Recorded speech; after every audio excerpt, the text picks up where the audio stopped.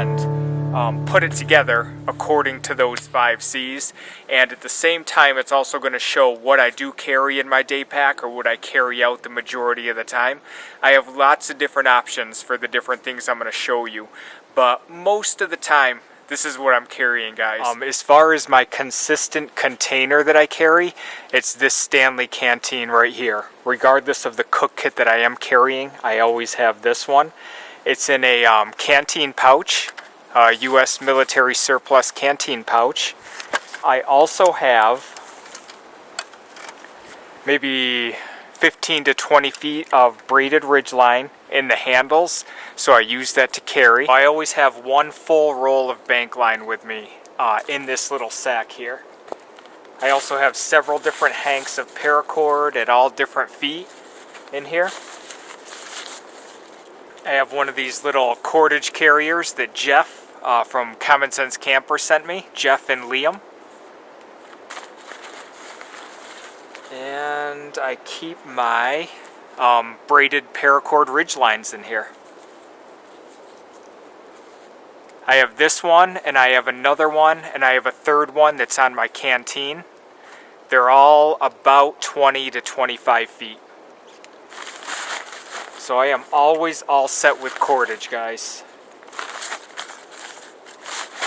They all live right in this little stuff sack. When it comes to the winter time, the colder times of year, I have this beast right here, which was a very cheap tarp from, I want to say, Harbor Freight, and I'm not exactly sure the size of it, maybe 10 by 12 or something like that, but it's very rugged, very durable, and I like the different ways that that sets up. I've had this for a couple of years, and it's not bad at all. 2 of the corners are ripped out. The grommet's ripped out with no problem at all. But when I set it up, I actually just use a button with debris and wrap some paracord around there and use it as if it were a tie-out. But this isn't bad. When I'm not using it as a tarp, for example, if I have my hammock set up, or I have a different tarp that's set up, I'll use this as a ground cloth. It's perfect as a ground cloth. So this is very cheap, and I haven't had bad luck with it at all. I mean, the corners tearing out is one thing, but that's really easy to overcome, and this is a great bit of cover. This is my Battle Saint Shemagh that I always have on me at all times. I always carry this in my pack or around my waist or around my neck. I've dragged wood on it. I've used it as a sweatband around my head or around my neck. I've used it to keep warm. I've used it to throw pieces of wood on when I'm processing wood. The possibilities are endless with this. It was a gift from my dad a couple of years ago, and I love it. My main source of combustion is this right here. Nathan 4071's Monster Ferro Rod, which is 1/2 inch by 5 inches. All I did to it was throw on a piece of duct tape for a handle. I see these as tools, guys, so I'm not big into adding the custom handles or doing anything else to them. I throw a piece of duct tape on it, and I use this and carry this every single time that I go out. It's time for my favorite part here, cutting tools.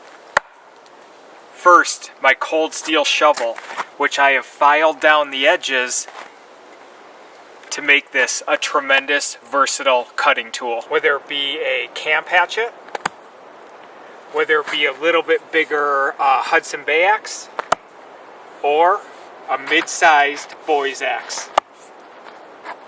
I always have one or more of those on me every time I'm in the woods. It's in my pocket all day, every day, including every time I go to the woods, is the Swiss Army Tinker. And finally, guys, my Bushcraft knife. Today we happen to have the Spyderco Bushcraft, but usually I have what's seen here in my pack at all times, whether I'm hiking with Ember in our local woods or I'm going out for some bushcrafting. These are the items that I found that work best for me. So I thank everyone for watching. We will see you again next time, and we'll talk to you again down the road, guys. Bye-bye.